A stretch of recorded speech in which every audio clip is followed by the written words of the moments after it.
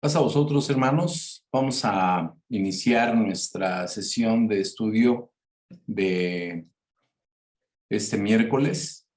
Bueno, voy a compartir la presentación y vamos a retomar un poco de lo de la lección pasada, de lo último de la lección pasada. No alcanzamos a terminar de leer el capítulo 4, pero en el capítulo 4 se habla de estos puntos.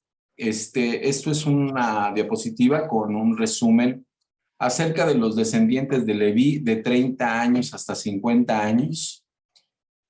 Acuérdense que el censo de los levitas es de un mes en adelante, pero los que van a oficiar o los que van a ayudar tienen que tener más de 30 años y hasta 50 años. Entonces, en ese censo, los cuatitas de la familia de Cuat son 2,700 varones arriba de 30 años y hasta 50 años. De los gersonitas son de 2,630.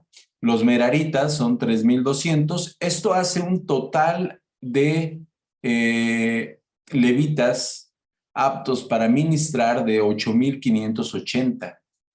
Hablábamos de las actividades de estos en el tabernáculo y les recuerdo que no todos hacían lo mismo. De hecho, en estas familias no está considerado Aarón, que es la familia de Aarón, va a ser la familia de los sacerdotes, dentro de los cuales les compete oficiar, ¿no?, el sacerdocio adelante y adentro del tabernáculo.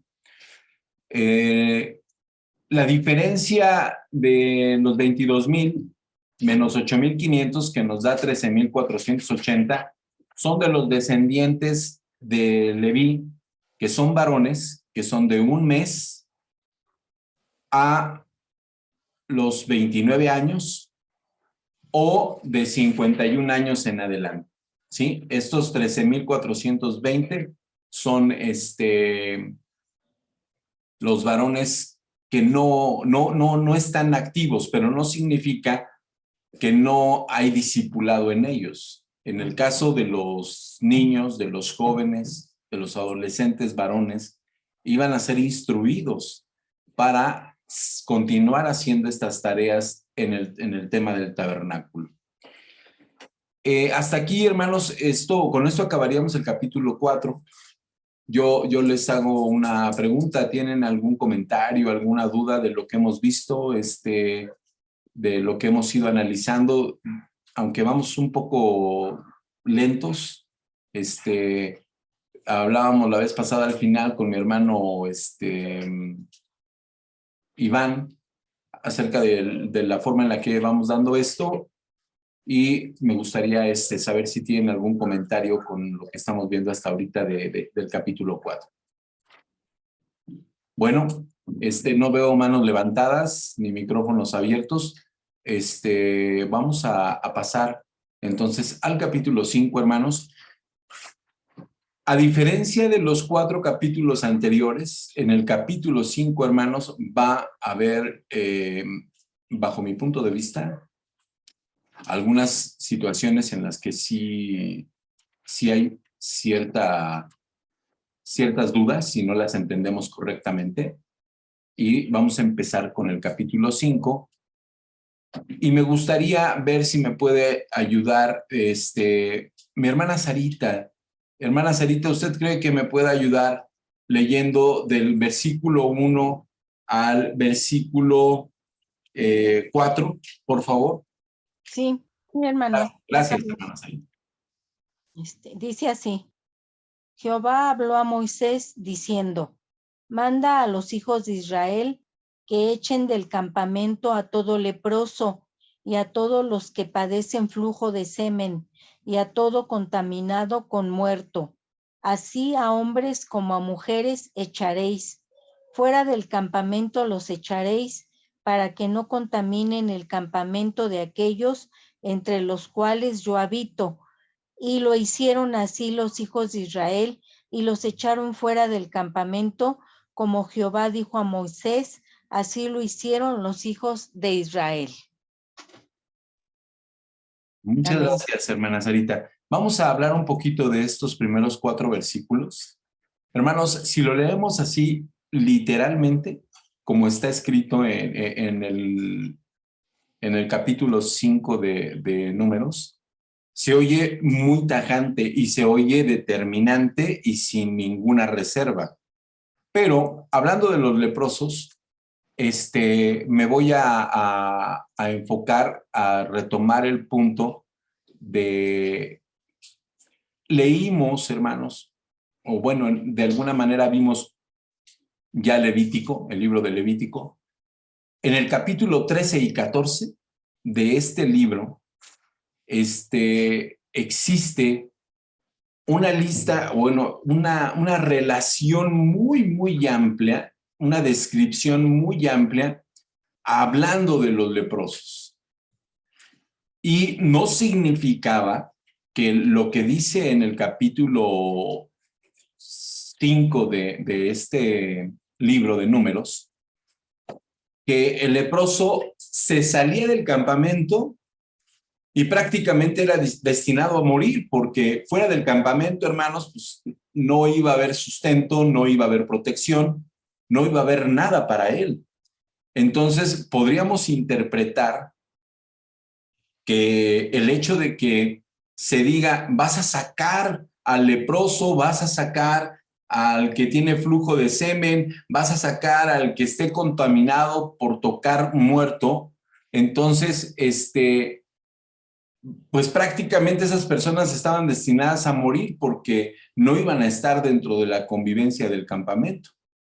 Pero si leemos Levítico 13 y Levítico 14, hermanos, recordamos un poco de lo que hablamos de esto, hay ciertas normas para que una persona que se le detecte lepra se acerque al sacerdote, sea revisado, se dé una especie de tratamiento y se dan ciertos días y posteriormente a ello viene un periodo de purificación también y el sacerdote en eso examina y dice, ya no tienes lepra, ya estás libre y entra un periodo también nuevamente de purificación y de ofrenda, ¿sí? Por lo mismo. Ese es en el caso de los leprosos, hermanos. Esto es el más largo, si nosotros hablamos del inmundo, el hombre o la mujer inmunda por lepra, son 2 capítulos que tendríamos que leer ahorita de Levítico 13 y 14 para entender todo esto. Ya lo vimos con antelación. Si ustedes tienen alguna duda con respecto al tema de la lepra en medio del campamento del pueblo de Israel en el desierto, en estos 2 capítulos creo que se entiende bastante bien esto. No es discriminarlo de una manera tajante y sacarlo. Posteriormente, hermanos, cuando el pueblo de Israel llega a la tierra prometida, hay lugar para los leprosos. Hay un lugar destinado para que el leproso cohabite y no contamine a los demás. Son segregados, por supuesto, no son incluidos en la comunidad. De hecho, si un leproso era visto dentro de la gente o dentro del campamento, dentro de la población, era lapidado, era apedreado, porque hay una ley en donde tiene que estar junto con los demás. Y hay una película, hermanos, muy ilustrativa, no sé si alguno de ustedes la llegó a ver. Hace muchos años se hizo una película que se llamó Ben-Hur, ya hay nuevas versiones, en donde la madre de este joven judío y su hermana sufren una injusticia, son puestas presas en la prisión, son descuidadas en un calabozo y contraen lepra, y cuando salen de la prisión pues tienen que irse a esta ciudad como de refugio, y ahí les bajaban alimento. Es una película muy ilustrativa, pero si un leproso andaba caminando así en la calle y era visto, posiblemente, aún en la época del Señor Jesús, era muy posible que muriera lapidado o apedreado, ¿no? Aquellos que se arriesgaron a buscar al Señor Jesús sabían que corrían ese riesgo de que los vieran y pudieran morir apedreados, ¿no? Me voy a detener hasta aquí, hermanos, con el comentario de la primera parte acerca de los que eran inmundos por tener lepra dentro del campamento de Israel, estando en el desierto. ¿Alguien de ustedes tiene algún comentario al respecto de este punto? Ahorita nada más hablando de leprosos, vamos a pasar a los que tenían escurrimiento de semen o flujo de semen, y vamos a pasar también a los que tenían contacto con un cadáver. Mi hermano Iván, mi hermana Becky. Sí, bueno, yo nada más quiero hacer el comentario. Dice, estaba leyendo justo estas dos citas y dice, y el leproso en quien hubiera llaga llevará vestidos rasgados. O sea, esa era otra señal que tenían que llevar. No podían andar como la gente normal. Ellos tenían que llevar vestidos rasgados y su cabeza descubierta. Entonces, nada más es un comentario.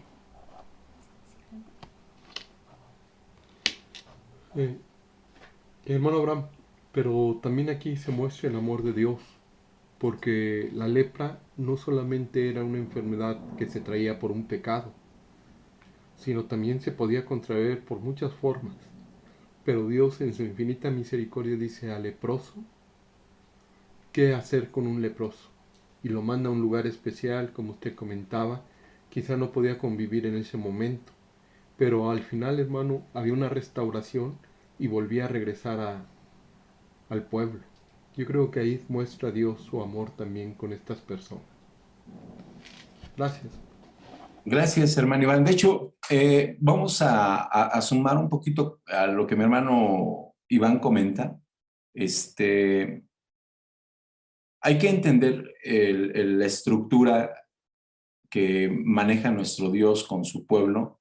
Acuérdense que el pueblo de Israel es un pueblo, aunque muy grande, es incipiente, no tiene leyes, no tiene regulaciones, apenas se está constituyendo como nación. En ese momento era como un pueblo primitivo, sale de ser esclavo, viene con costumbres de otra nación en donde si había beneficios, ellos no los tenían porque eran esclavos, eran considerados menos que humanos. Entonces, en este tema, pues cualquier legalidad en la que ellos podrían tener parte dentro de Egipto, pues era la de los esclavos y solamente tenían que obedecer.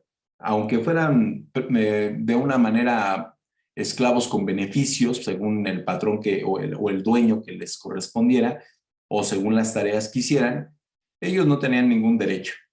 Tenían puras obligaciones, no tenían derechos. Entonces, el cómo eran tratados en Egipto, pues no tenía nada que ver con una especie de constitución, por decirlo de alguna forma. Cuando llegan a hacerle Dios una nación, está conformando leyes, pero no solamente leyes o rituales religiosos, también hay leyes que administran y rigen a esta nación que está iniciando, ¿no? Una de ellas es de salud. Aunque la palabra se oye fuerte, porque estamos hablando de inmundicia, cuando nosotros hablamos de inmundicia, hermanos, la inmundicia tiene un abanico muy amplio, ¿eh? La inmundicia está catalogada como suciedad, como enfermedad, como muchas cosas. Muchas cosas se pueden determinar inmundas. Ahora, dice mi hermano Iván, hay misericordia en todo esto. El leproso podía contagiar a los demás. Hay lepra que no es contagiosa, pero en lo que se descubre qué lepra es contagiosa y qué lepra no es contagiosa, hay que separarlo, es lo más indicado. Entonces, Dios los separa. No quiero, hermano, que nos quedemos con la idea de que esos inmundos se van todos fuera del campamento y son juntos. O sea, yo no estuve ahí en ese momento presente, pero los leprosos eran separados como leprosos, ¿no? Y los demás eran separados de otra forma, pero había conocimiento de, o sea, las personas, como dice mi hermana Becky, el leproso tenía que estar rasgado de sus vestiduras, ¿no? Entonces había una señal que identificaba qué persona tenía qué cosa. Y ahorita vamos a ir avanzando en esto. Yo los invito, hermanos, a que lean Levítico 13 y 14. Son capítulos muy amplios, son capítulos que dan a detalle mucho acerca del tema de la lepra. Y ahí vamos a entender mucho de lo que se está hablando ahorita y también de lo que mi hermano Iván comenta. Hay otra parte en donde también, aparte de la restauración o de ese control del que está hablando nuestro Dios acerca de esta enfermedad, es la misericordia de Dios. Muchos de estos leprosos son sanados, porque hay un tiempo en donde el sacerdote interviene y empieza la sanación para estas personas. Está purificando a su pueblo Dios en el desierto, ¿sí? Y entra a un periodo y a un ritual de purificación y de salud, de limpieza. Pero antes de eso hay que identificarlos, sacarlos del campamento, porque a mí me gustaría que recordáramos algo bien, bien importante. Dios estaba con ellos, hermano. Dios estaba en medio de ellos. Entonces dice, no pueden estar conmigo en el campamento, no pueden haber gente inmunda. Entonces se cataloga a estos enfermos de lepra, a estas personas que tienen las características que se describen a continuación y vamos a ver como personas inmundas. Entonces empieza algo muy importante y especial que para mi punto de vista es muy digno de analizarse. Si Dios está en medio de un lugar, Él exige que exista limpieza y pureza total. Él no puede cohabitar en medio de la impureza o de la inmundicia o del pecado. Entonces, Él lo separa, pero no lo separa para discriminar y nunca incluirlo, sino lo separa para que entre a un proceso de purificación. Es aquí donde yo coincido mucho con lo que dice mi hermano Iván, en que la misericordia de Dios es manifiesta, es presente, ¿no?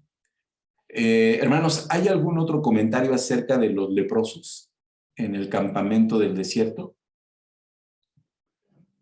Si no hay otro comentario, vamos a pasar a la siguiente, hermanos, y vamos a hablar de los de flujo de semen.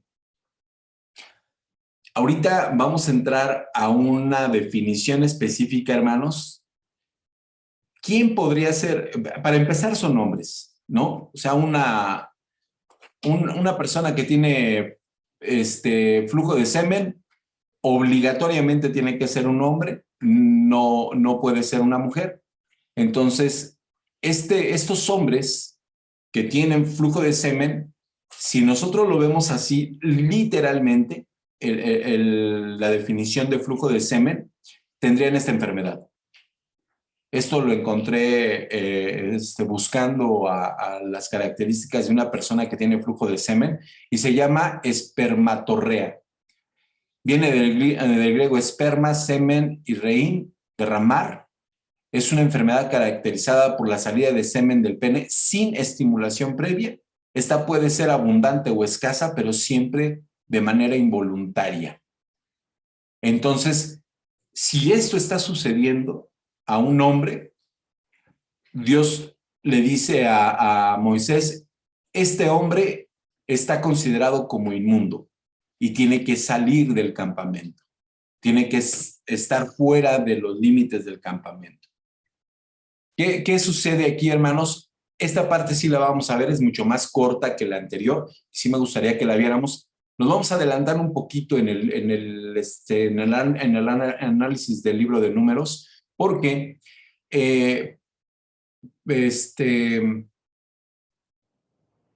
perdón, en Números 15, en Levíticos 15, perdón, habla de esto. Y aquí es mucho más corto porque dice en Levíticos 15 del versículo 1 en adelante: y habló Jehová a Moisés y a Aarón diciendo, hablad a los hijos de Israel, decidles, cualquier varón cuando tuviere flujo de semen será inmundo. Y esta será su inmundicia en su flujo, sea que su cuerpo destiló a causa de su flujo o que dejó de destilar a causa de su flujo, él será inmundo. Toda cama en que se acostare con el que tuviere flujo será inmunda. Y toda cosa sobre la que se sentare inmunda será. Y cualquiera que tocare su cama lavará sus vestidos y se lavará también a sí mismo con agua y será inmundo hasta la noche. Y el que se sentare sobre ello en que se hubiere sentado el que tiene flujo, lavará sus vestidos y lavará también a sí mismo con agua y será inmundo hasta la noche. Asimismo, el que tocare el cuerpo del que tiene flujo, lavará sus vestidos y asimismo se lavará con agua y será inmundo hasta la noche.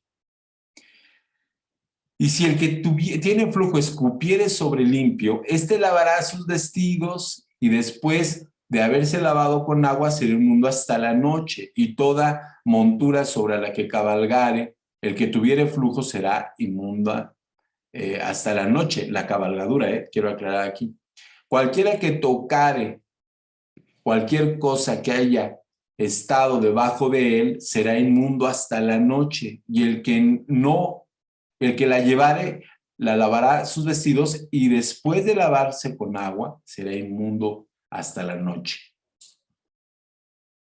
Todo aquel a quien tocare el que tiene flujo y no lavare con agua sus manos, lavará sus vestidos y asimismo se lavará con agua y será inmundo hasta la noche. La vasija de barro que tocare el que tiene flujo será quebrada y toda vasija de madera será lavada con agua. Cuando se hubiere limpiado de su flujo el que tiene flujo, contará 7 días desde su purificación y lavará sus vestidos y lavará su cuerpo en aguas corrientes. Eso significa que debe ser un arroyo o un río, ¿sí? Y será limpio. Y al 8º día tomará 2 tórtolas o 2 palominos y vendrá delante de Jehová a la puerta del tabernáculo de reunión y os dará al sacerdote y el sacerdote hará del uno ofrenda por el pecado y del otro holocausto y el sacerdote le purificará de su flujo delante de Jehová. Cuando el hombre tuviere emisión de semen, lavará con agua todo su cuerpo y será inmundo hasta la noche y toda vestidura o toda piel sobre la cual cayere la emisión del semen, se lavará con agua y será inmunda hasta la noche. Y cuando el hombre yaciere con una mujer y tuviera emisión de semen, ambos se lavarán con agua y serán inmundos hasta la noche. A ver, hermanos, yo aquí quiero hacerles una pregunta.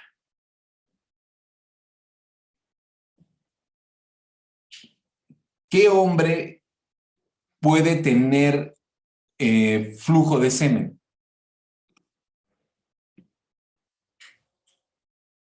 Según mi criterio, desde un adolescente hasta un hombre mayor. Según yo. Cualquiera puede tener flujo de semen en las características que nos marca este libro de Levítico, ¿no? 15. ¿Por qué? Porque esa es una característica fisiológica del hombre. Él puede tener flujo de semen. Pero este flujo de semen puede ser voluntario e involuntario, ¿sí? Porque aquí al final habla de yacer, o sea, de cohabitar con una mujer.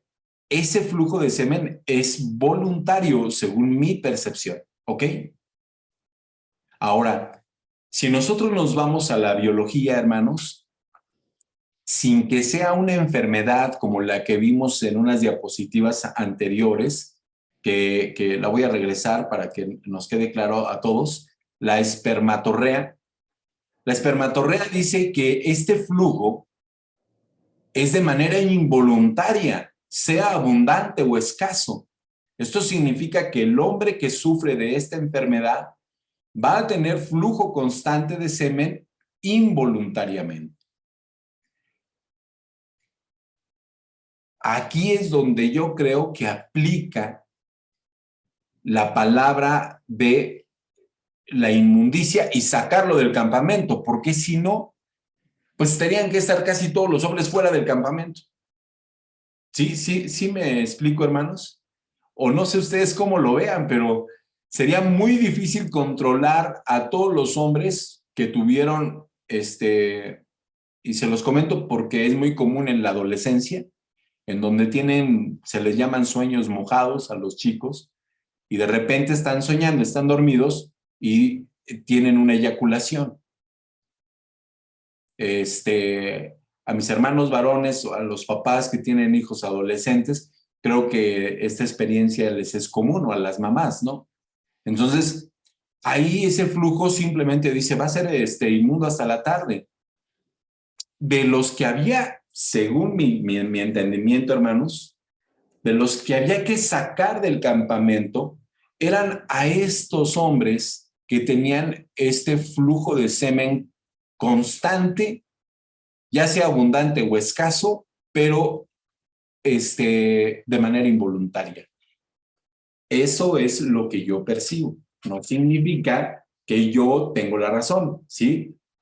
Es lo que yo percibo, porque si yo analizo, hermanos, el pasaje literalmente, y me voy a Levítico y leo la parte que estamos trabajando ahorita, pues hermanos, todos los hombres arriba de 14 y llegando a los 70, porque hay hombres que todavía, o más, en esa época a lo mejor más, si tenían más, no me imagino a Moisés como débil, o un hombre pues senil, me lo imagino bastante fuerte.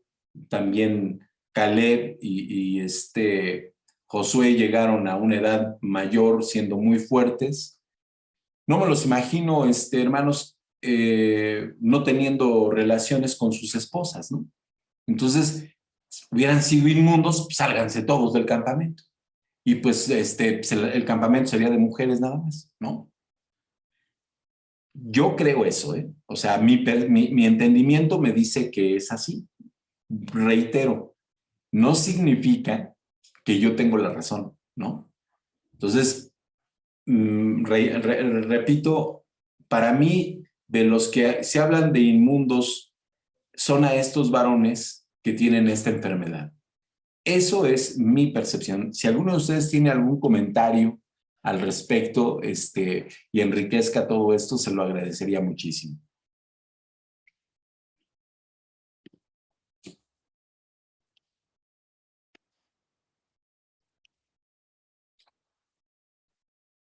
¿No? Mi hermano Iván. Mi hermano Iván, sí. Mire, hermano Abraham, estaba viendo su explicación de lo que usted dice, y hay muchas líneas también de interpretación. Por ejemplo, algunos dicen que esto se refiere a la masturbación, pero a mi parecer no se refiere a eso. A mí me parece que lo que usted ha comentado es muy claro, y es una enfermedad que tiene el hombre en su pene. Pero la pregunta es, ¿por qué Dios no quiere que estén ni que ministren cuando ellos tienen esta enfermedad? Para mí, esta es una ley de limpieza. Eran muchos como lo estamos viendo. Y a pesar de que cada uno guardaba su distancia en su tienda, pues la verdad que la convivencia era muy fuerte. Usted nos comentaba la vez pasada que todavía faltaba ver las avenidas por donde transitaban, ¿se acuerda? Pero yo creo que había mucho contacto entre las personas. Y esta enfermedad, por lo que yo entiendo, se pudiera ser pegajosa o pudiera ser maloliente, hermano, de aquel entonces. Yo no sé si Israel tenía agua y es un pueblo muy limpio y siempre se ha caracterizado por ser un pueblo muy limpio, pero estaban en el desierto y yo no sé cómo se comportaba un hombre con este tipo de flujo. Y ya daré mis comentarios cuando entremos al flujo de la mujer, pero son leyes sanitarias, a mi parecer. Bueno, Hermano, no cierre su micrófono. sí. Fíjese que tuvimos, no sé si recuerda cuando estábamos analizando el libro de Levítico, Ajá. tuvimos una disertación con respecto al flujo de la mujer. Ahí se daba como una especie de comentario en donde, ¿por qué solamente se veía el flujo de la mujer, no? Y las mujeres que estaban menstruando y como que era muy inclinado hacia la mujer, ¿no? No, también existe, y ahorita lo acabamos de ver, y en el mismo Levítico, leyes muy estrictas acerca de los hombres que tienen flujo, Sí, sea voluntario o involuntario. Entonces, esto no, en estos capítulos ahorita no vamos a ver el flujo de la mujer. El comentario lo hago porque se dio en algún momento dado y no es de que Dios sea discriminatorio, ¿no? En este caso, ¿no? Y que a la mujer va a cargarle más, va a ponerle más cargas y al hombre no. Simplemente que se está atendiendo cada causa, ¿no? claro, hermano, pero como les comentaba, es de higiene. Miren, hermanos, no conozco esto, lo que es el flujo de semen en alguna persona, pero yo me imagino que es más discreto para el varón, o no lo sé, hermano, si sea más discreto para el varón que una menstruación para la mujer. Hoy en día, pues, la tecnología ha avanzado para la menstruación de la mujer, y la mujer puede ser, con todo respeto lo digo, tiene mayor limpieza en ese sentido de la tecnología que cuando lo tenían antes. Si ustedes se acuerdan, cuando va huyendo Jacob de Labán, lo que le dice Rebeca es, no me puedo bajar, ni me puedes revisar porque estoy en mis días. Dice, era muy incómodo para una mujer en aquel entonces lo que era la menstruación. Entonces, todo esto lo podemos saber, pero al final yo lo aterrizo estas dos cosas, hermano, como una ley de limpieza que tiene Dios para su pueblo. ¿Puedo comentar? Sí, mi hermana Becky. Es que estaba viendo, bueno, más bien estaba escuchando la lectura que hacías justamente de esta, pues yo pienso que era una enfermedad, porque pues no es normal que los hombres les esté fluyendo semen, no sé, durante cuántos días, creo. No decía por cuántos días, pero sí dice aquí que 7 días estará como que en purificación y más o menos es el tiempo de la mujer. Y igual que a la mujer, si alguien tocaba donde él se sentaba era inmundo, si alguien, o sea, son muy similares al flujo de menstruación de la mujer, nada más que la mujer sí es mes con mes y es parte de la naturaleza de la mujer, pero en el hombre no, yo me imagino que es una enfermedad, porque pues yo tampoco me he enterado de ninguna persona en este tiempo que tenga esa, ¿qué? Seminorrea o ¿cómo se llama? Se llama espermatorrea. Ah, espermatorrea, ajá. Ah, Y yo me imagino que era una enfermedad. Ajá. Es todo, gracias. este, en el caso, mi hermana Betty nos hace un comentario aquí en el chat, dice, flujo ahí está, creo que mal escrito, pero el flujo es la flujo es la inflamación de la próstata y no es contagiosa y por masturbación. Esto es lo que comenta mi hermana Betty. Yo investigué un poquito acerca de esto. Hablaba mi hermano Iván de que sí era muy notorio en los hombres. Hermano Iván, actualmente ya hay medicamentos para esto, ¿sí? Ya hay tratamientos. En algunos casos, se le dan indicaciones a los hombres que sufren de esto para ocupar una especie de pañal, porque sí es notorio. ¿Qué sucede? Es como si se orinara. Empieza a vérsele mojado el pantalón, como si hubiera hecho pipí de una manera menor. O sea, no es un derramamiento muy amplio, pero sí se nota mojado. Entonces, es notorio actualmente. En aquella época a lo mejor no era tan notorio porque pues, traían túnicas, ¿no? pero pues estaba escurriendo el líquido constantemente, ¿no?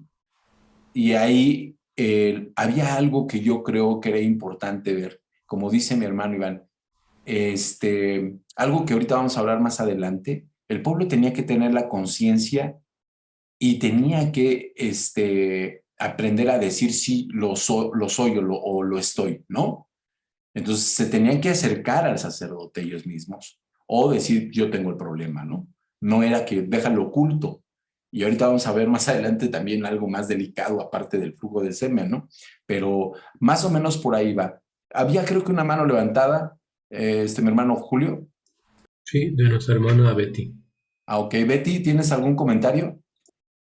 Bueno, sí, me da un poquito de pena, pero cuando mi hijo entró a la adolescencia en el colegio donde iba, nos hablaron para darnos precisamente ese tipo de información y nos decían que el niño iba a dejar su cama mojada, pero que no lo viéramos mal, sino para no hacerlo sentir mal a ellos, que eso era normal a causa de su crecimiento, o sea, a causa de su cambio de niño a adolescente, ¿sí?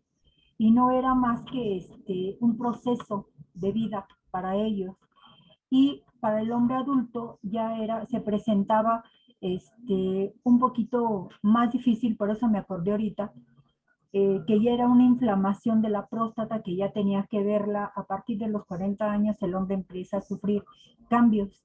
Entonces, eso ya era una cosa también igual, no contagiosa, tampoco del hombre, pero que se tenía que ser tratada porque la próstata se inflamaba y había que checarlo ya desde esa edad que ya empezaban a sentir síntomas, ya por la edad también, igual. Ese es mi comentario. Muchas gracias, Betty. Bueno, hermanos, reitero, aquí yo creo que Dios dice, hay que sacarlos del campamento porque yo habito entre ustedes. Entonces, en esa premisa, hermanos, era importante para el pueblo que Dios, que supieran que Dios estaba en medio de ellos. Entonces, hacer esas acciones tenía que ver también con educación, con muchas cosas que yo creo que el pueblo fue aprendiendo. Para mí, el desierto, acuérdense que estamos en el libro que en hebreo es en el desierto, nos está narrando toda una historia. El pueblo fue siendo discipulado, fue siendo enseñado a ser el pueblo de Dios, ¿no? Vuelvo y reitero a mi comentario, en lo particular, yo sí creo que independientemente de todas las características que nos habla el libro de Levíticos del derramamiento de semen, en particular, en este caso, se refiere a un hombre que está enfermo y que tiene que ser curado, tiene que ser tratado. Esa es mi percepción. Y reitero, puedo estar equivocado y si alguien de ustedes tiene información que nos pueda ayudar a corroborar esto de una manera distinta, se los agradeceríamos mucho. Voy a pasar, si no hay algún otro comentario, voy a pasar al siguiente punto de esta parte. Fíjense que esto viene a ser muy, muy interesante porque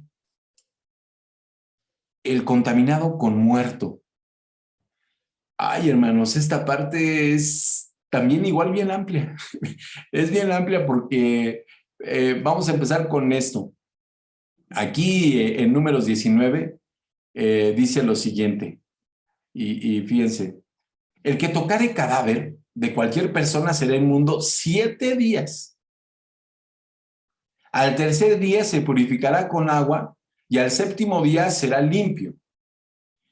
Y si al tercer día no se purificare, no será limpio, y al séptimo día, todo aquel que tocare cadáver de cualquier persona no se purificare, el tabernáculo de Jehová contaminó. Y aquella persona será cortada de Israel por cuanto el agua de purificación no fue rociada sobre él. Inmundo será y su inmundicia será sobre él. Esto que estamos leyendo, hermanos, que es unos versículos, unos capítulos más adelante. Estamos aquí ya abordando el capítulo 19 de este libro. Nos está dando información, pero más adelante también vamos a hablar del nazareato en el capítulo 6 y se van a dar cuenta que al que es nazareno, el que hace el voto de nazareato, si tiene contacto con muerto, tiene actividades que hacer por ese acto, ¿sí? Entonces, el contacto con el muerto es muy especial, tiene mucho que ver. Ahora, yo les pregunto a ustedes, hermanos, ¿es nada más con seres humanos o también es con animales el contacto con un muerto? ¿Alguien de ustedes sabe si esto nada más se está refiriendo a una persona o también se refiere a un animal? El contacto con el muerto, según yo, la información que tengo, hermanos, es hombre o animal. Cualquier ser muerto que tenga contacto una persona en el campamento de Israel, cualquiera de ellos se le consideraba inmundo, ¿sí? Les voy a poner un ejemplo que vamos a ver más adelante. Cuando hablemos del nazareato, en el capítulo 6, hubo un hombre nazareno que tocó un muerto y no perdió su cabellera. Ustedes estarán imaginándose de quién estamos hablando, ¿no? Entonces, aquí hay cosas muy, muy interesantes que tenemos que analizar.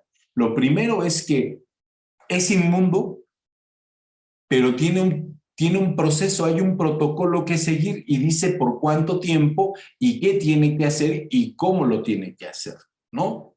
O sea, no nada más te vas a ir a limpiar, no, vas a ir a limpiarte, vas a ir con el sacerdote nuevamente y él te va a indicar cómo va a ser tu purificación. Entonces, esto, hermanos, tiene mucho sentido porque les reitero, para estos 3 puntos,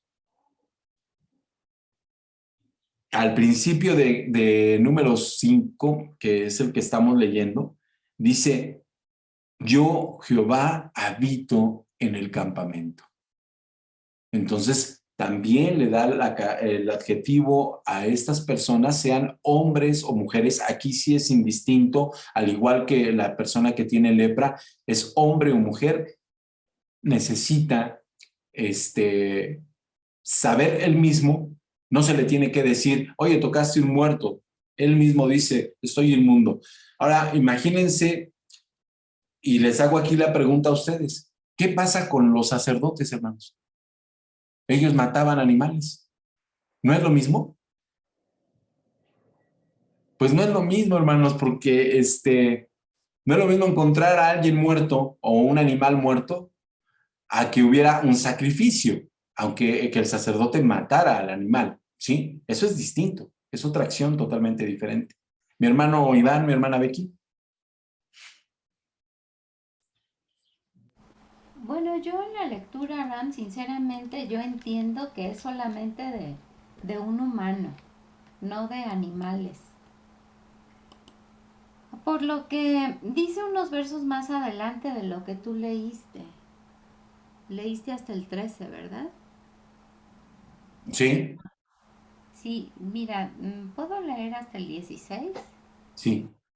Dice, esta es la ley para cuando alguno muere en la tienda, cualquiera que entre en la tienda, y todo el que esté en ella será inmundo 7 días, y toda vasija abierta cuya tapa no esté bien ajustada será inmunda, y cualquiera que tocare algún muerto a espada sobre la faz del campo, o algún cadáver o hueso humano o sepulcro, 7 días será inmundo. O sea, está hablando de los humanos, ¿no? Bueno, yo eso es lo que entiendo. Y el 17 dice, y para el inmundo tomarán de la ceniza de la vaca quemada, de la expiación, y echarán sobre ella agua corriente en un recipiente. Pero está hablando de los humanos, eso considero yo. En esta parte yo coincido contigo, sí, tienes razón. Nada más que recordemos que cuando vimos Levítico y hablábamos de la ley de la alimentación, dice, si tú tocas su cuerpo muerto del animal, dice, serás inmundo. Entonces, ahí viene la misma característica del protocolo de esto, yo creo, mi hermana Becky. Eres inmundo hasta la tarde. Entonces, si alguien tocaba un animal muerto, también entraba en este criterio. ¿En ¿Qué? dónde dice el Levítico? Ajá, en la parte de la ley de la alimentación, al final se dice, no tocarás sus cuerpos muertos de estos animales. Mi hermano Julio, ¿quieres opinar algo? Nada más una observación en relación al comentario de nuestra hermana Vicky. Es que me da la impresión que a partir del 14 es otra ley, porque dice que, bueno, esta es la ley para cuando alguno muera en la tienda. O sea, no dice lo del cadáver. O sea, yo supongo que cuando algún familiar en la misma, bueno, o sea, en este caso la tienda, fallezca, pues, bueno, me da esa impresión, pero la verdad Pero sí lo aplica, pongo sobre la Julio. mesa. Perdón, sí aplica. Ahorita a lo mejor estamos adelantándonos un poquito al estudio del capítulo 19, pero qué bueno, lo vamos a ir analizando. Sí aplica lo que dice mi hermana Becky, porque en el capítulo 6, que vamos a leer del Nazariato, hay un punto que dice que si tú estás con voto de Nazariato y de repente muere un familiar, así sea su padre o su madre, él no puede estar cerca. Él no puede tocar ni puede hacer duelo porque pierde su nazariato, ¿no? Entonces, sí tiene mucho que ver lo que dice mi hermana Becky, nada más que hay otra parte en donde nos habla de los cadáveres de los animales, en donde tampoco se pueden tocar, porque, bueno, en el caso del pueblo de Israel, ¿no? Porque los hacía inmundos. Mi hermano Iván, mi hermana Becky. ¿Vas tú? Sí. ¿Quieres No, decir algo, no? luego yo.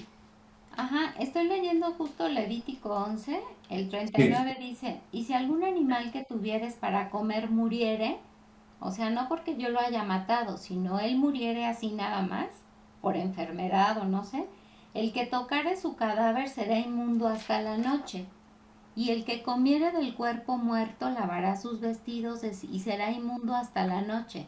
Asimismo, el que sacare el cuerpo muerto lavará sus vestidos y será inmundo hasta la noche. ¿Ah? Hasta ahí. Sí, lo que te comentaba también aplica para los animales. No, en lo que estamos leyendo ahorita, aquí de Levíticos números 19, se refiere solamente yo creo que a los humanos. Pero hay otra parte en la ley en que habla de que también eres inmundo si tocas un cadáver de un animal, ¿no?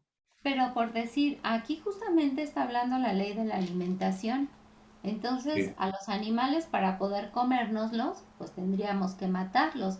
Más bien yo entiendo este verso, el 39 y 40, solamente si el animal muere por otra causa, o sea, por alguna enfermedad, incluso en Sí. nuestro tiempo, si un animalito, una gallina o no sé, me acuerdo mucho en Acapulco, mi papá tenía un chivo, se muere el chivo, ya no nos lo pudimos comer Sí, no. porque se había muerto por alguna enfermedad. Y yo creo que se refiere justamente a un animal que no haya muerto por causa de que lo hayan matado con el propósito de comer, sino por alguna enfermedad. Sí. A eso Es siento que se muerto o refiere. matado, ¿no? O sea, aquí él murió de causas que no se saben o Ujú. naturales, pero no fue muerto para comerse, ¿no? O sea, ahí es otro destino. Aquí sí, esa persona que toca el cadáver de ese animal dice la palabra que es inmundo, ¿sí? Ujú. No aquel que sacrifica ya sea para el holocausto o para sacrificar para comer, no entra en esa categoría, según lo que yo entiendo. Pero lo que les decía anteriormente es de que a lo mejor esta parte de ser inmundo al tocar un muerto aplica tanto a humanos como a animales, por lo que acabas de leer. ¿Sí me explico? A lo mejor aquí en números no lo dice específicamente para animales, pero en Levítico sí no lo da. No sé si genero confusión con esto. ¿Tú vas a hablar? Está el No. micrófono abierto, ¿no? Ok. No sé si tengan algún otro comentario con esta parte, hermanos.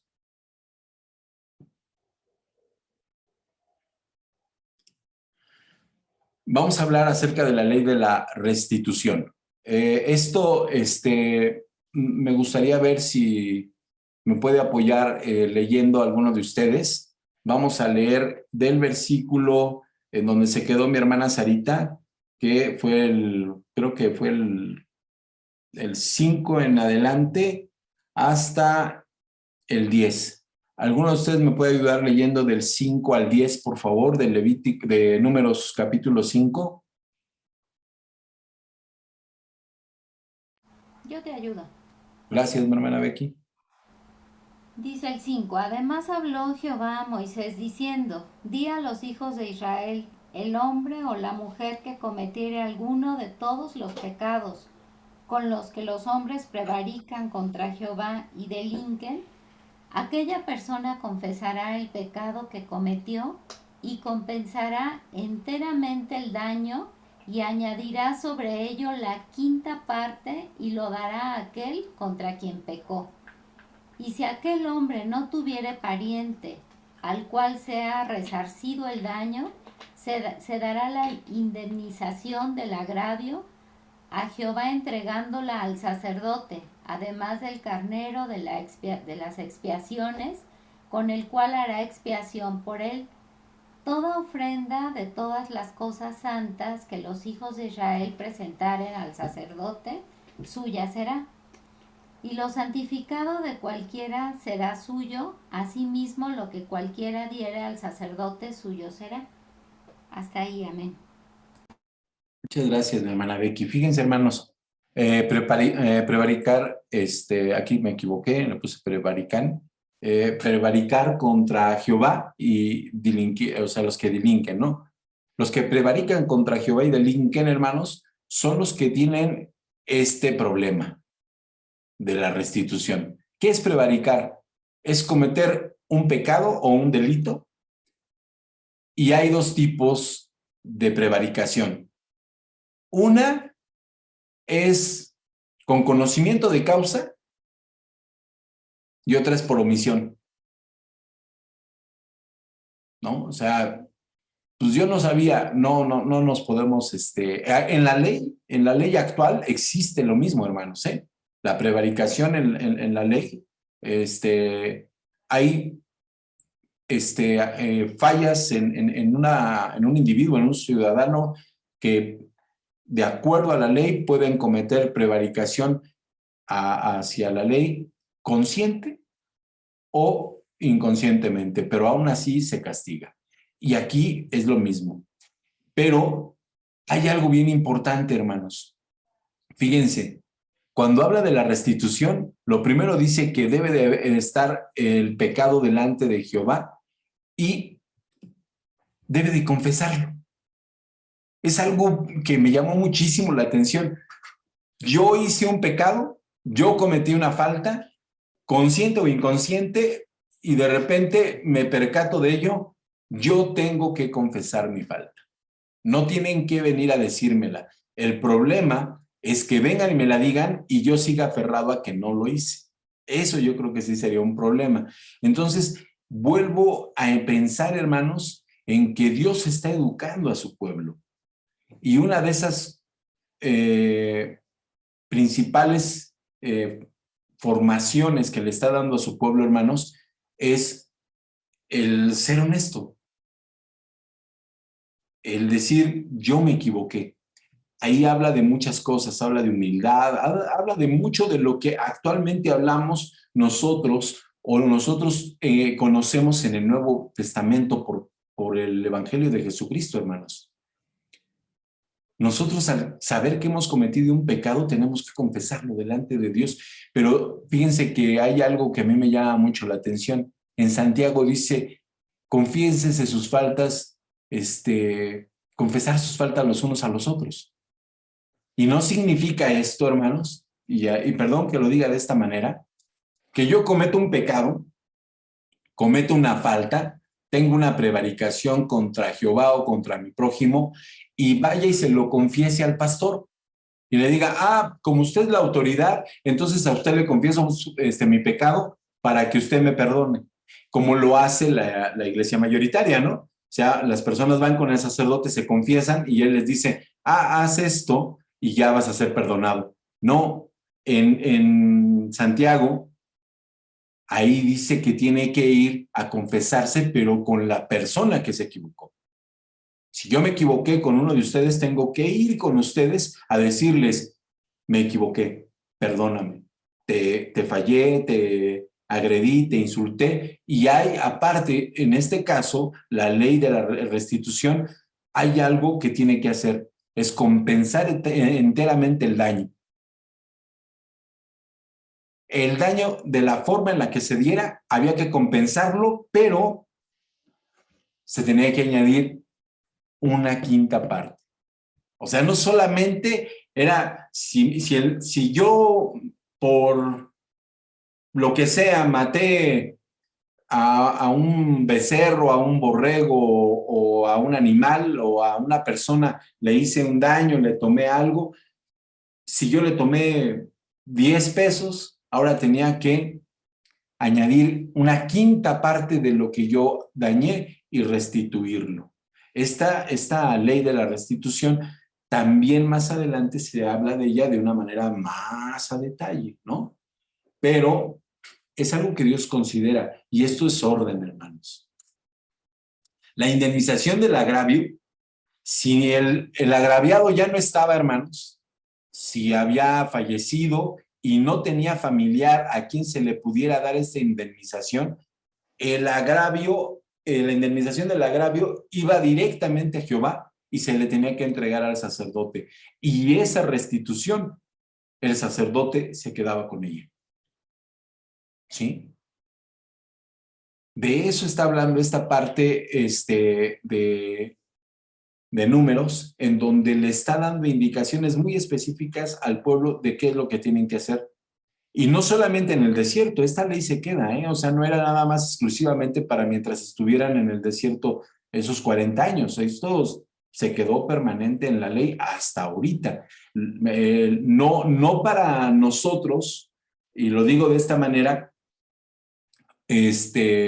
literal, porque en el Nuevo Testamento no nos lo indica de esta forma, pero sí para el pueblo de Israel. El pueblo judío, los que observan la ley de la Torá, lo siguen haciendo. Esto lo siguen haciendo. No sé si lo cumplan a cabalidad, pero lo siguen haciendo. Ahora, no hay sacerdocio. Ellos tienen una forma de trabajar actualmente, a dónde orientan ese destino, ¿no? De indemnización. Hay criterios que yo desconozco todos, sé de algunos. Actualmente, por ejemplo, su diezmo, el pueblo judío sigue diezmando y tienen un destino muy, muy preciso del diezmo, y más las personas que son sionistas, ¿no? Pero ese es otro tema. Aquí, hermanos, yo considero que sigue siendo educación y una formación para la nación que se está formando. ¿No tienen algún comentario de lo que acabamos de ver, hermanos? ¿Alguna pregunta, algo que quieran añadir? Bueno, hermanos, viene algo muy difícil. A mí en lo particular me costó mucho trabajo entender esto y aquí sí ustedes me van a ayudar. De hecho, vi cosas, hermanos, que me sorprendieron. Hasta ahorita, hoy, más bien no hoy, sino hasta el momento que estudié esta parte, yo no sabía algunas cosas que les voy a comentar, y aquí me gustaría, si alguno de ustedes tiene más información, lo pudiéramos enriquecer. Quería ver si me pudiera ayudar alguno de ustedes a leer del capítulo 11 en adelante para concluir este capítulo y posteriormente hagamos algunos comentarios al respecto. ¿Alguien de ustedes me puede ayudar leyendo del versículo 11 en adelante? Sí, Abraham, te ayudo. Bueno, tengo la versión Dios habla hoy Sí. y nos dice así. El Señor se dirigió a Moisés y le dijo, di a los israelitas lo siguiente, puede darse el caso de que una mujer sea infiel a su marido y tenga relaciones con otro hombre sin que su marido lo sepa, y que, aunque ella cometa este acto que la hace impura, no haya pruebas de ello y la cosa quede oculta por no haber sido ella sorprendida en el acto mismo, en ese caso, puede ser que el marido se ponga celoso por causa de su mujer, pero también puede darse el caso de que el marido se ponga celoso aun cuando su mujer sea inocente.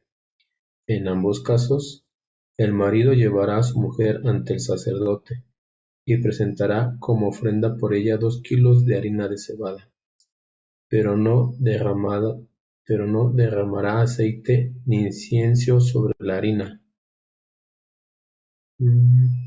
pues una ofrenda por causa de celos, pues es una ofrenda por causa de celos, una ofrenda para poner al descubierto un pecado. El sacerdote hará que la mujer se acerque y la presentará al Señor. Luego tomará un poco de agua sagrada en una vasija de barro y mezclará con ella un poco de polvo del suelo del santuario. Hará asimismo que la mujer se coloque delante del Señor. Le soltará el pelo y le pondrá en las manos la ofrenda por causa de celos para poner al descubierto un pecado. Él, por su parte, tomará en sus manos el agua amarga que trae maldición. Entonces le tomará juramento a la mujer y le dirá: si no has tenido relaciones con otro hombre, ni le has sido infiel a tu marido, ni has cometido con otro hombre un acto que te haga impura, que no te pase nada al beber esta agua amarga que trae maldición. Pero si le has sido infiel a tu marido, si has tenido relaciones con otro hombre y has cometido así un acto que te hace impura, que el Señor te convierta en ejemplo de maldición ante el pueblo, y haga que el vientre se te hinche y que tu criatura sea malogre. Y en el 22 dice: ese castigo te vendrá al beber esta agua que trae maldición. Y la mujer responderá: amén. Entonces el sacerdote pondrá esta maldición por escrito y la borrará con el agua amarga. Después hará que la mujer beba esa agua para que le provoque amargura dentro de sí, y recibirá de manos de ella la ofrenda por causa de celos para presentarla ante el Señor. Luego colocará la ofrenda sobre el altar, y enseguida tomará un puñado de la ofrenda de cereales y lo quemará en el altar como ofrenda de recordación. Después que el sacerdote haya hecho beber a la mujer el agua amarga, si ella ha sido infiel a su marido, esta agua que trae maldición provocará amargura dentro de ella y hará que el vientre se le hinche y que la criatura sea malogre, y la mujer se convertirá en ejemplo de maldición entre su pueblo. Pero si la mujer es inocente, no le pasará nada y podrá tener hijos. Esta es la ley para los casos en que una mujer le sea infiel a su marido y él se ponga celoso, o en los que simplemente se ponga celoso el marido por causa de su mujer. El marido deberá presentar a su mujer ante el Señor, y el sacerdote hará con ella lo que manda esta ley. El marido no será considerado culpable, pero si la mujer es culpable, ella sufrirá su castigo. Amén. Bien, muchas gracias, Julio. Hermanos, fíjense que cuando hablamos de esto, para empezar tenemos que analizar que el espíritu de celos va solamente a recaer en el hombre, ¿sí? No la mujer, ¿no? Aquí, al parecer, se ve totalmente desequilibrada la balanza porque el único que puede tener celos es el hombre, no la mujer. Y en este punto, hermanos, me voy a detener porque les voy a empezar a compartir información que descubrí a raíz de esto, precisamente por esto de que les menciono de de un desequilibrio desequilibrio en la balanza, en donde aparecer la balanza se inclina totalmente hacia el hombre y la mujer pues está excluida de sentir celos.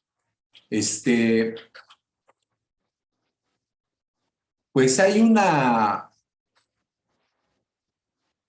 tendencia, hermanos, de interpretación de algunos estudiosos de la Torá, en donde ellos no consideran malo la poligamia, hablando de que un hombre se pueda casar varias veces, ¿sí? Y hay argumentos en donde ellos dicen que la Torá no describe ninguna prohibición para ello. Y hay hasta la fecha, esto que les digo es muy fuerte, hay hasta la fecha algunas familias que siguen acostumbrando esto, en donde los hombres pueden casarse varias veces y tener, no divorciarse, sino tener al mismo tiempo varias mujeres. Eso yo no lo sabía. Yo me acabo de enterar hace poquito de eso. Y no está mal visto para estas personas que lo acostumbran, aunque la nación de Israel, como nación, en su marco jurídico, tiene prohibida la poligamia, ¿sí? Como nación.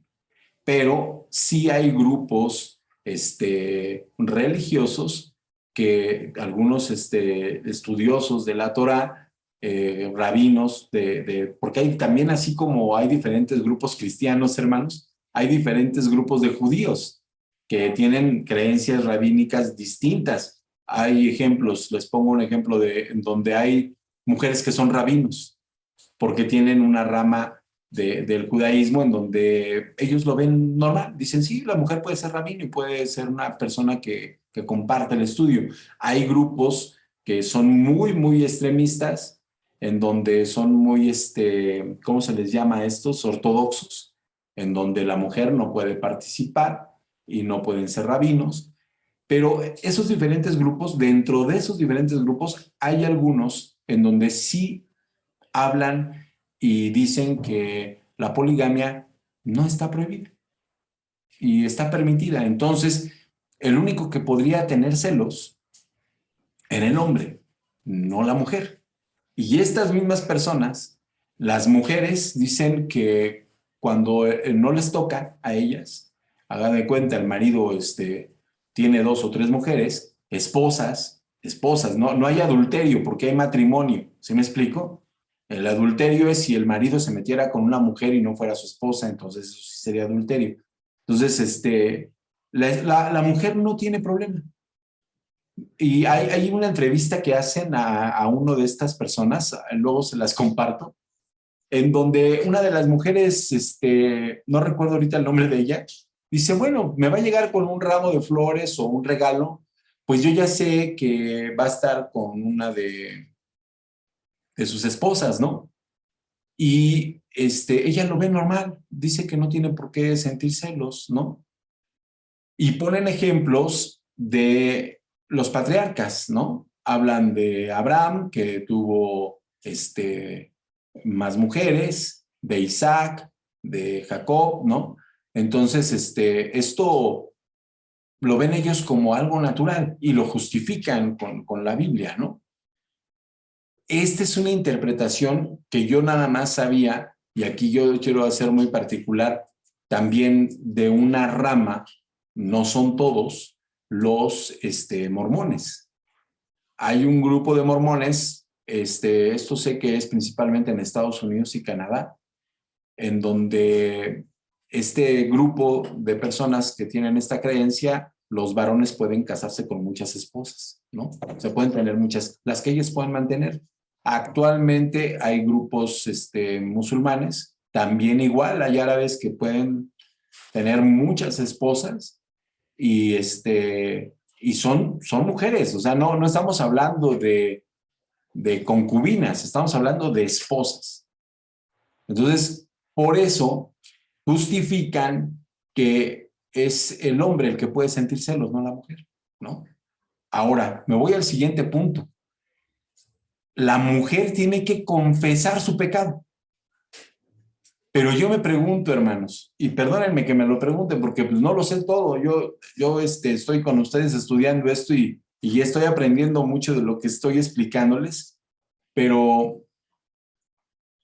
yo pregunto, la mujer que le llevaron al Señor Jesús, la mujer adúltera, no iba con el hombre, pero está la ley en donde dice que cuando se encuentran a un hombre y a una mujer cometiendo adulterio, se tiene que apedrear a los dos. ¿Están de acuerdo conmigo? Era lapidar a los dos que estaban en el adulterio, ¿no? Si la mujer confiesa su pecado de infidelidad, hermanos, yo no me imagino a la mujer diciendo, sí, pues sí, cometí infidelidad, ¿no? Pues yo creo que el sacerdote o el marido le iba a decir, ¿con quién? ¿No? Porque los dos pecaron, no nada más pecó la mujer, pero no lo dice la palabra, ¿no? Ahora, hay otra parte en que dice que compensará el daño, ¿no? ¿Cómo se puede compensar el daño de una infidelidad, hermanos?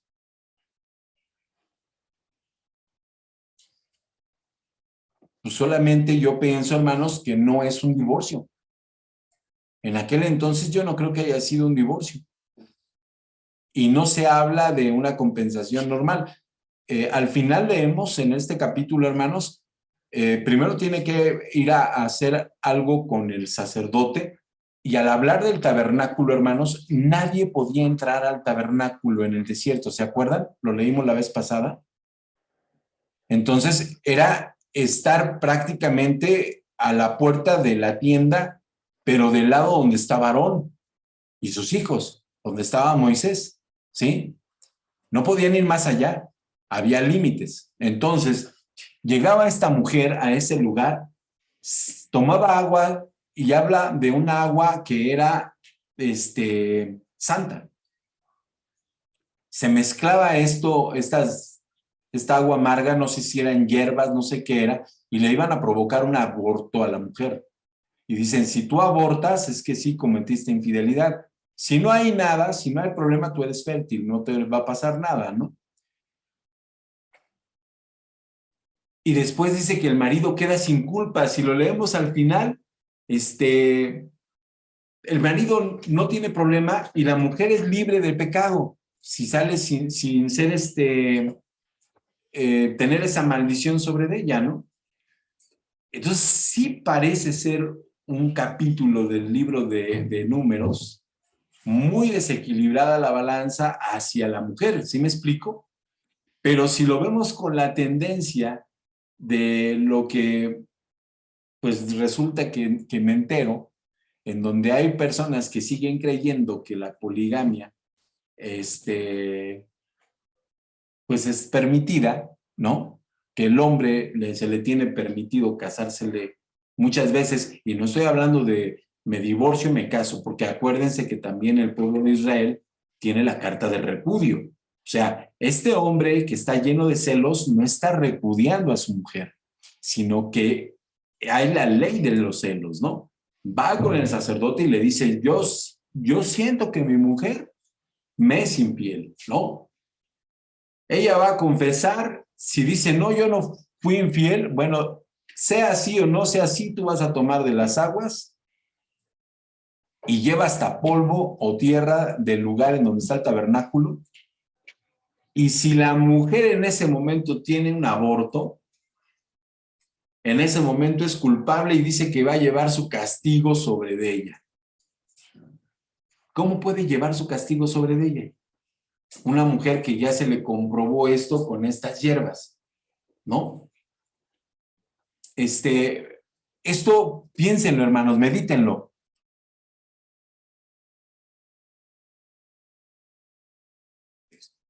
Perdón, hermanos, se me cerró el micrófono. Eso que estamos viendo, hermanos, nos lleva a ver como como una ley injusta, ¿no?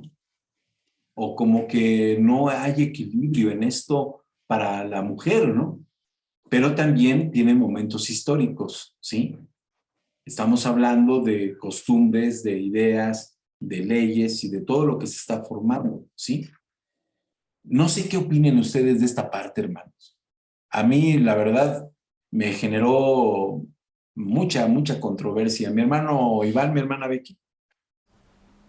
Bueno, sí, a mí la verdad me siento humillada al leer que si el hombre sintió celos y me lleva ante el sacerdote y me dan a beber esa agua amarga solo por los celos del hombrecito, ¿no? Imagínense, o sea, qué humillante para una mujer. O sea, es tratada como un objeto donde no tiene ningún valor porque solamente el esposo la lleva porque sintió celos de ella. Y si la mujer que se tome el agua amarga y si se le cae el muslo y su vientre, no sé qué cosa, entonces será culpada. Y si no, ¿cómo regresa a su casa? Ay, mi amor, te equivocaste. O sea, ¿cómo? No, es algo terrible. Yo también, o sea, me quedo sorprendida con esta ley. Lo bueno es que ya no estamos en ese tiempo, ni somos judíos, somos cristianos y Cristo instituyó otra cosa. Eso es Hermana todo, Becky, gracias.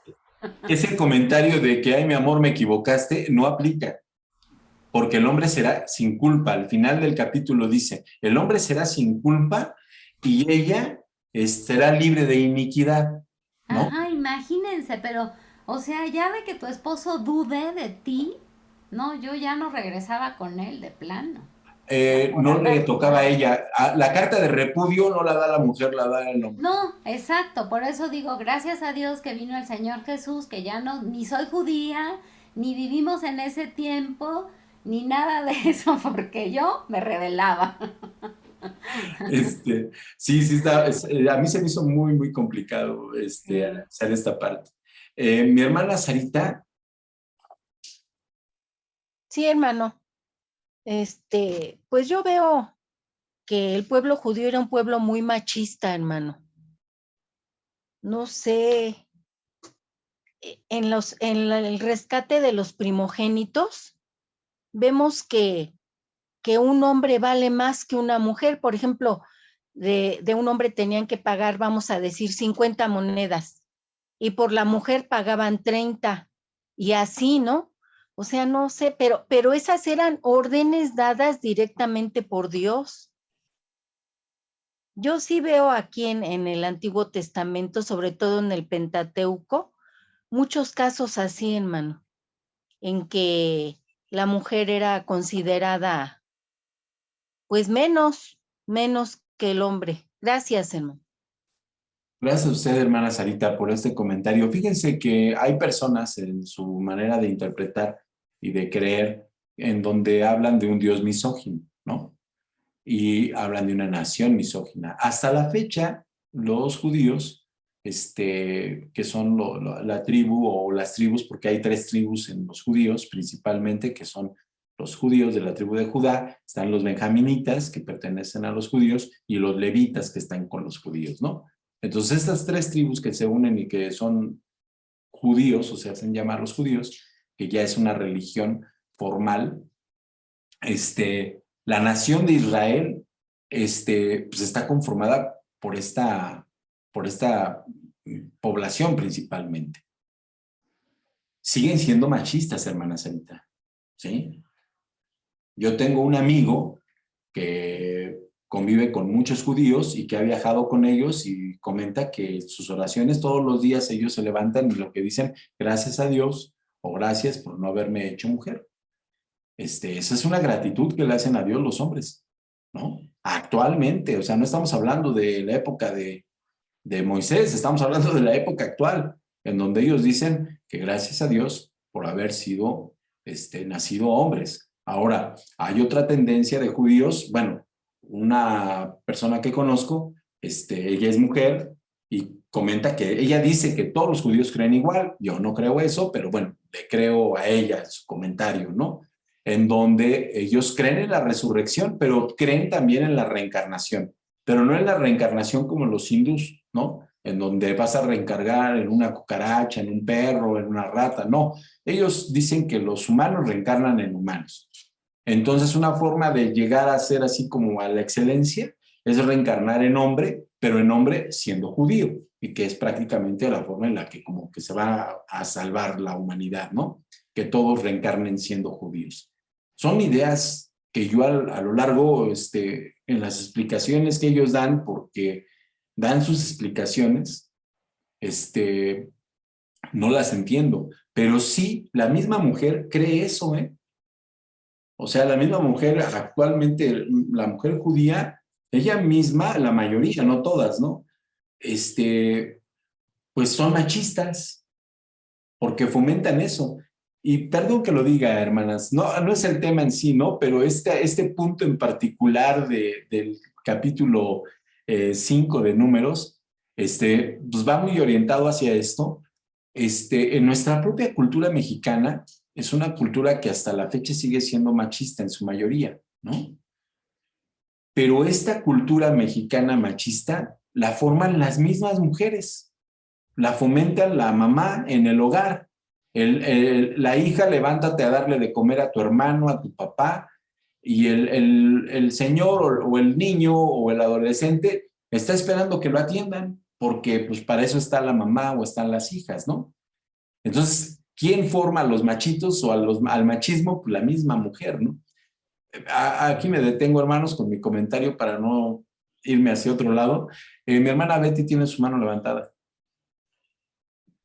Hermanos, yo pienso que esto es de la mujer, sí hemos sido muy esclavizadas, muy sobajadas, lo que ustedes quieran, pero ese es un pecado que cometió, o sea, desde el principio y desde ahí Dios nos castiga. Ese es un pecado que dice que la mujer, por haber pecado, por haber desobedecido, ¿sí?, iba a estar subyugada siempre bajo la potestad del hombre, o sea, pisada por el hombre. O sea, nosotras mismas, hermanas, es lo que yo considero. He estado estudiando ahorita que tengo otra escuela diferente que estoy viendo. Ahí nos explicaban que sí, la mujer tenemos cierta culpa porque Eva pecó y ese castigo nos lo dio Dios. O sea que porque más que nos querramos liberar, Dios por medio de Jesucristo nos libera, hermanas, nos da un empoderamiento dentro de la Biblia, pero no lo reconoce el mundo. Ese lo reconoce dentro de la iglesia y aún así no lo reconocemos dentro de la iglesia, hermanos. Entonces, eso es algo que nos va a seguir pasando siempre, porque nosotros ahora sí que estamos pagando un pecado, pues que entre comillas no cometimos, pero que la mujer Dios le dio un castigo a la mujer. Entonces yo considero que eso es hasta que venga Jesús, o cuando nosotros creemos en Jesús, hermanos, es lo que estoy estudiando yo, nos da empoderamiento, nos da cierto valor cuando viene Jesús, cuando nos da esa libertad, pero antes no la puede tener la mujer, ni la tiene, hermanos. Yo pienso que ni la vamos a tener hasta que Jesús venga. Es mi opinión muy personal, hermano. Gracias, Betty. Bueno, mi hermana Betty ella misma lo comenta, es su opinión, y pues cada uno de nosotros puede tener opiniones diferentes, ¿no? Yo no tengo una explicación, hermanos, para esto, más que la de la misma historia del hombre, en donde el hombre, pues, juzga al hombre por el hombre y pues a la mujer mucho más, ¿no? Entonces, la misma historia nos ha marcado la mayoría de las culturas. El 99% de las culturas humanas oprimen a la mujer, ¿no? Entonces, es un tema difícil. Mi hermano Adán tiene su mano levantada. Sí, bueno, yo quiero comentar, pero a lo mejor quiero argumentar un poquito. El libro de Éxodo, bueno, la escritura nos habla de la ley moral o lo que nos conocemos como los 10 mandamientos, nos habla de la ley ceremonial y nos habla de las leyes civiles, ¿no? Éxodo hace énfasis los 10 mandamientos, en esa ley moral. Acabamos de ver Levítico, que hace énfasis en la ley ceremonial, y ahora en Números vamos a ver lo que es la ley civil, ¿sí? Ese es uno. Que vamos a ver esa parte, ¿no? De lo que son las leyes civiles y que usted, hermano Abraham, ya había comentado algo, ¿no? Que vamos a ver. Otra también es una realidad que, bueno, de lo que yo veo, que Éxodo nos marca las 10 plagas, ¿sí? Y nos muestra a través de esas plagas quién no es pueblo de Dios, porque fue juicio para el que no era pueblo de Dios. Y después se nos marca a través de los 10 mandamientos quién es pueblo de Dios, ¿no? ¿Quién es pueblo de Dios? Esos mandatos. Pero ahora Números nos va a enseñar, y bueno, más adelante lo vamos a ver, dice 10 veces me has tentado, ¿no? O has murmurado, ¿sí? Y es una realidad que entonces nos va a mostrar cómo es el pueblo de Dios, ¿sí? Primero nos muestra quién no es pueblo de Dios, después nos muestra a través de sus mandatos quién es pueblo de Dios, pero ahora nos va a mostrar Números cómo es el pueblo de Dios, ¿sí? Y todas estas situaciones, pues es una realidad cómo es el ser humano, o sea, va a mostrar al ser humano cómo es, ¿sí? Al hombre cómo es, a la mujer cómo es, ¿sí? Pero yo lo que digo, estas leyes, por ejemplo, en esta que estamos viendo, pues muestra cómo es el pueblo de Dios, ¿no? Cómo es tal vez el hombre, ¿sí? Pero yo creo que la ley va en el sentido de proteger a la mujer, ¿sí? ¿Por qué? Porque de esta manera, aunque yo entiendo a las hermanas desde un punto de vista de ellas, ¿no? De como mujeres, pero de alguna manera las protege, ¿sí? Porque finalmente Dios está diciendo, o esa ley está diciendo, que si ella no cometió adulterio no le va a pasar nada, ¿sí? Y es restablecer su dignidad, ¿no? Es restablecer su dignidad, y también el otro sentido es prevenir, ¿no? Porque las mujeres iban a conocer esas leyes y iban a prevenir, o sea, el hecho de no cometer adulterio, ¿sí? Lo digo en ese sentido, ¿no? En la parte del hombre, bueno, pues ya hablamos que pues a lo mejor no vemos esa parte de esa ley cómo debería de ser, ¿no? Y encontramos respuesta en cómo es el hombre, ¿no? Y cómo actuaban tal vez aquellos hombres en el hecho de que podían tener varias mujeres, o alguna rama así lo interpreta, ¿sí? Tú mencionabas el hecho de la mujer, eso lo digo en el sentido de que hay que estudiar con detalle las cosas, porque, por ejemplo, se mencionaba de aquella mujer que iba a ser apedreada, y que la llevan al Señor Jesucristo y nomás llevan a ella y a él no lo llevan, ¿sí? En la Escritura no hay un pasaje que diga que la mujer casada adúltera debería de ser apedreada, ¿sí? Estaba sobre el hecho de la doncella desposada. Si ustedes buscan los pasajes, van a encontrar que es sobre la doncella desposada, si cometiere adulterio en este caso, aún estando desposada, esa es la que iba a ser apedreada, ¿sí? Existían de todas las penas capitales que había, o sea, de pena de muerte, la mitad, por lo menos la mitad, quedaba a la interpretación de los, vamos, de los sacerdotes, de los encargados de esto, ¿sí? Entonces, sí eran muy cuidadosos en el hecho de determinar esa pena capital, ¿sí? Sí eran muy cuidadosos en ello, porque era una cuestión muy delicada, muy delicada. Entonces, ellos determinaban, entonces algunas cosas determinaban ellos. Por ejemplo, si nosotros buscamos, hay información donde dice que la pena para la mujer adúltera casada era que era estrangulada, ¿sí? Entonces hay muchas cuestiones así y quedaba la interpretación, ¿sí? Ahora, en el hecho del espíritu de celo, pues yo quiero entender que no estoy defendiendo al hombre, ¿sí? En el hecho que debería de haber una razón, ¿no?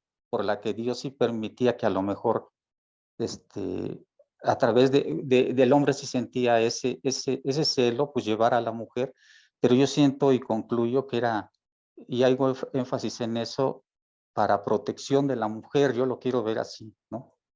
Porque la mujer, si no le sucedía nada, ella, su dignidad estaba intacta, ¿no?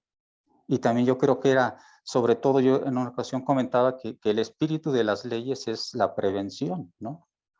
Entonces el conocer esto, pues también era un motivo de que de prevenir, ¿no? De prevenir, debería de haber algo, ¿no?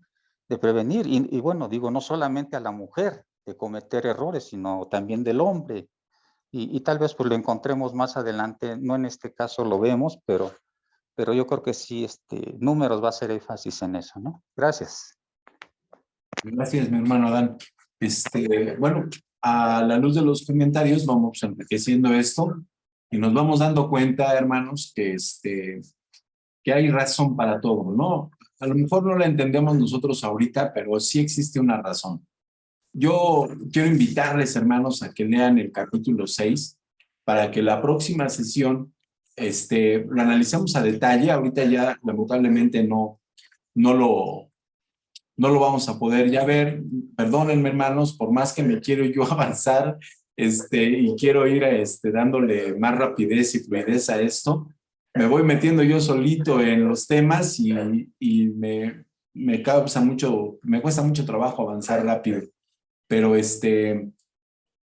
yo les pido de favor que me perdonen y voy a tratar de ser más ágil en esto, pero ayúdenme leyendo y si ustedes lo leen podemos comentar más fácilmente en la próxima sesión. El capítulo 6 está muy interesante también, habla de un tema muy, muy interesante de la salida y otros puntos, en donde sí creo que vale la pena que lo vayamos leyendo en casa antes de que lo tomemos el próximo miércoles. Por mi parte es todo, hermanos, se me acabó el tiempo, le voy a ceder el lugar a mi hermano Iván